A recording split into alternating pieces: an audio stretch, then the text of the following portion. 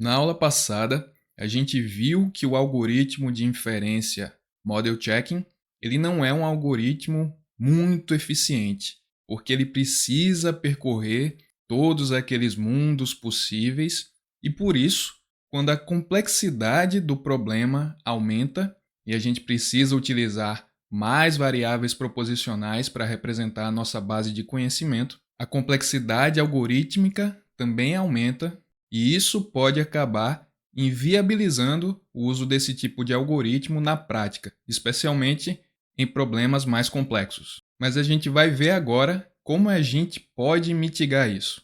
E uma das técnicas que a gente pode utilizar são as regras de inferência.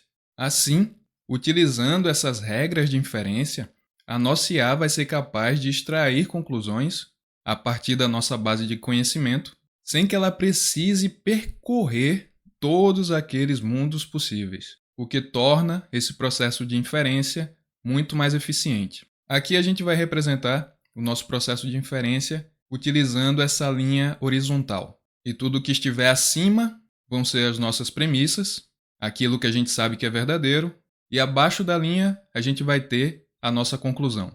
Assim, se eu tenho a premissa, se estiver chovendo, então Harry está em casa, e eu sei que está chovendo, eu posso chegar à conclusão de que Harry está em casa. Essa regra de inferência recebe o nome modus ponens, e ela parece bastante óbvia, e de fato é, mas com base nessa regra e nas outras que a gente vai ver, em conjunto, é que a gente vai poder ensinar para a nossa inteligência artificial como ela pode chegar a certas conclusões a partir de uma base de conhecimento sem precisar percorrer todos os mundos possíveis. Dessa forma, o modus ponens, trazendo para o formalismo lógico-matemático, ele pode ser representado por uma implicação em que alfa implica beta, ou se alfa, então beta, e sabendo que alfa é verdadeiro, sabendo que o antecedente é verdadeiro, a gente pode chegar à conclusão de que beta é verdadeiro. Outro exemplo, se a gente sabe que Harry é amigo de Ron e Hermione, a gente pode concluir que Harry é amigo de Hermione. E essa regra de inferência recebe o nome de eliminação do i, ou eliminação da conjunção. E utilizando a representação formal, se a nossa premissa é alfa e beta, a gente pode concluir que alfa, ou também beta. Outro exemplo, se a gente tem a premissa de que não é verdade que Harry não passou no teste, a gente pode chegar à conclusão de que Harry passou no teste. E você já pode ter percebido que isso é uma dupla negação. E essa regra de inferência recebe esse nome, eliminação de dupla negação. Utilizando a lógica, não alfa, sendo a nossa premissa, a gente conclui que alfa. Outro exemplo, se a nossa premissa é se estiver chovendo, então Harry está em casa, a gente pode concluir que não está chovendo ou Harry está em casa. E essa regra recebe o nome de eliminação de implicação. E analisando aqui a fórmula lógico-matemática, se alfa, então beta, é a nossa premissa, a nossa conclusão é não alfa ou beta. Aqui parece um pouco mais confuso, mas se a gente lembrar, na implicação, se o antecedente for verdadeiro, para a implicação como um todo ser também verdadeira, é preciso que o consequente também seja verdadeiro. Então, se estiver chovendo, então Harry vai estar em casa. Mas a gente viu que se o antecedente for falso, não importa se o consequente é falso ou verdadeiro, essa implicação sempre vai ser verdadeira. Por isso eu posso chegar até essa conclusão. Porque se alfa for verdadeiro, então beta vai ser verdadeiro, ou alfa não é verdadeiro e a implicação vai ser verdadeira da mesma forma. Outro exemplo, tendo a premissa Harry está em casa, se e somente se estiver chovendo, a gente pode concluir que se Harry estiver em casa, então está chovendo, e se estiver chovendo, então Harry está em casa.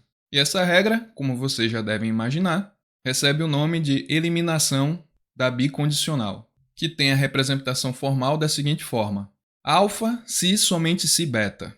Essa é a nossa premissa, que nos conduz à conclusão de que alfa implica beta e beta implica alfa. Outro exemplo que a gente pode ter é tendo como premissa: não é verdade que Harry e Ron passaram no teste. A gente tem aqui uma negação de uma conjunção e a gente pode concluir que Harry não passou no teste ou Ron não passou no teste. E essa é a chamada Lei de De Morgan. A fórmula lógico-matemática dela é essa aqui, não alfa e beta, que nos leva à seguinte conclusão: não alfa ou não beta. Outra variação da Lei de De Morgan é a negação da disjunção. A anterior, que a gente viu, é a negação da conjunção. Essa aqui é a negação da disjunção. Assim, se a nossa premissa é que não é verdade que Harry ou Ron passaram no teste, a nossa conclusão é que Harry não passou no teste e Ron não passou no teste. Como eu disse, essa também é uma regra que se insere na chamada Lei de De Morgan. E a fórmula lógico-matemática dela é não alfa ou beta, que leva à conclusão de que não alfa e não beta. A gente tem também a chamada propriedade distributiva, que se a gente tem aqui como premissa alfa e beta ou gama, a gente pode utilizar de forma semelhante a propriedade distributiva da matemática mesmo, né? E chegar à conclusão de que alfa e beta ou alfa e gama. Outra propriedade distributiva é praticamente a mesma coisa, só invertendo os conectivos lógicos. Então agora, em vez de alfa e beta ou gama, a gente tem alfa ou beta e gama. E essa premissa nos leva à conclusão de que alfa ou beta e alfa ou gama. Agora que a gente já conhece essas regras de inferência, na próxima aula a gente vai aprender como aplicar essas regras de inferência para permitir que a nossa inteligência artificial seja capaz de chegar a conclusões de maneira muito mais eficiente. Por hoje é só, espero você na próxima aula.